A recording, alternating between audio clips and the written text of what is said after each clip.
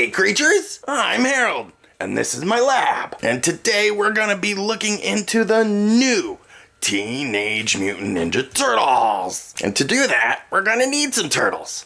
Hey Steve, have you seen the turtles? Steve, have you looked for the turtles? Steve, come out here.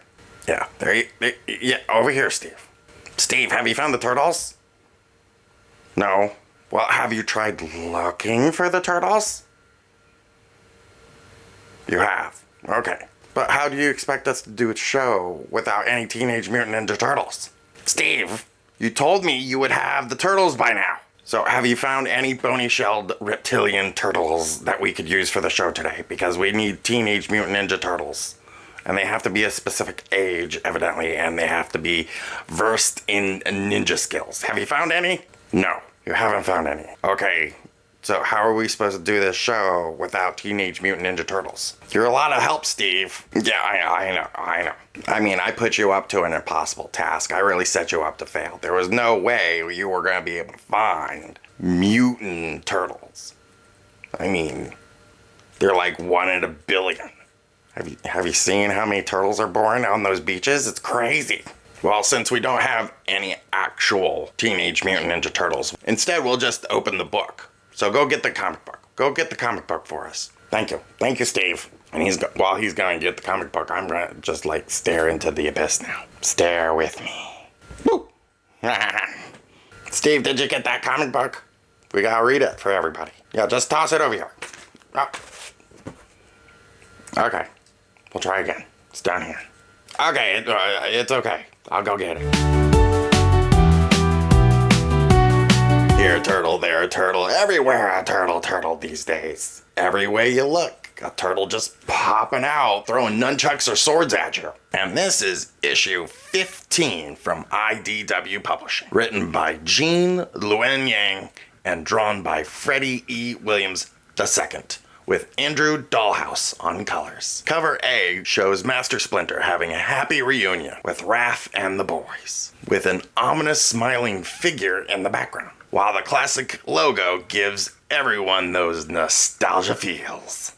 We're jumping right into these muddy sewers with Ujigami Part 3. This story picks up right in the middle of things. It seems that Master Splinter has been dead for a while, and now he has returned, while the turtles have been investigating a mysterious killer named the Ujigami. He's got these like cool knives and this really awesome mask. We'll see him later. But this comic actually opens up with Casey Jones. The villain Zang and her henchmen are beating the mask off of Casey Jones. Brutal. And just when you think Casey Jones has had it, you turn the page and Raphael jumps from the ceiling to save his friend. And this is like an old version of Raphael. Got like an eye patch and like all these scars and like brackets holding him together. Together, they crash through this wall to escape, only to find themselves surrounded by Zang's, like, glow stick gang. Glow stick gang. But Zang isn't having any of this. She's, like, done with all this fighting, and so she just pulls out a gun on Raph and shoots him. And Casey Jones is like, no! My bestie just saved my life! No!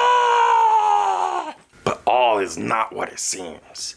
You see, Master Splinter has returned from the land of the dead, and with him is the Tree of Fates. Old Man Raph and Casey Jones was one of many possible fates, and now Splinter has pruned it away. Is he allowed to do that? I'm not so sure.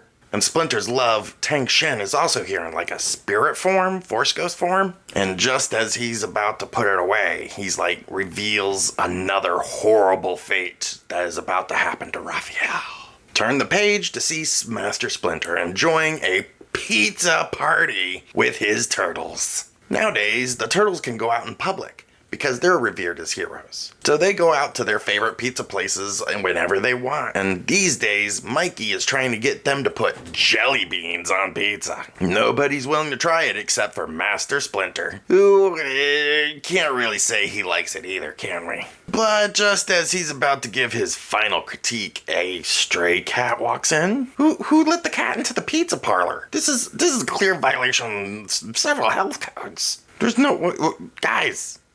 Wait, Is the pizza made out of cats? Uh-oh. Well, not this one. He seems fine.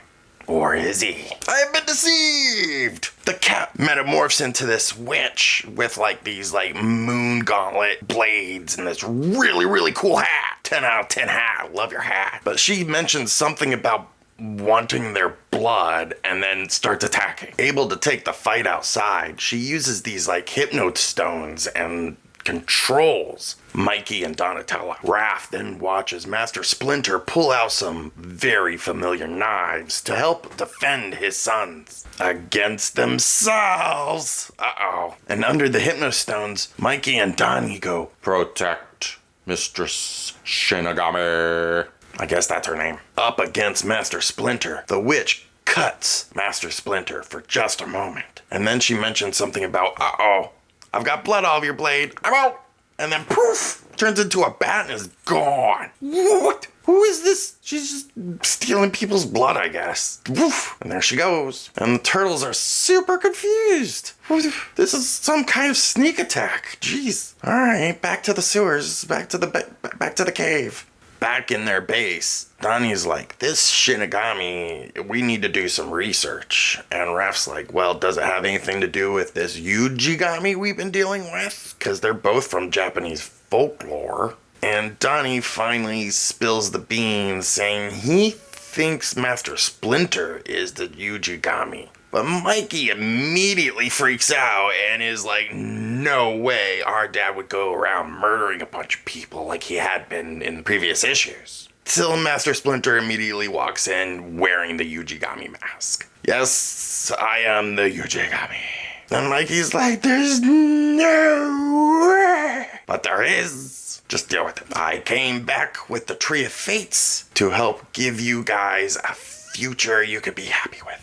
And he goes on to explain exactly that. When he died, he went to tend the Tree of Fates with his love tension. But as he did, he discovered that all the turtles had horrible, horrible fates, and he couldn't let that happen to them. So he had returned to make things right. So all the people I've been killing up to this point were future murderers of the turtles. Okay, I'll let you guys talk about it. I'll just be in the other room. And the turtles are like, yeah, you taught us not to murder people, and now you're going around murdering people, so we need to figure out what to do with you. And Mikey's like, that's still our dad. There's something different. And Raph's like, we owe him our loyalty no matter what. There's no way we're turning him in as a murderer.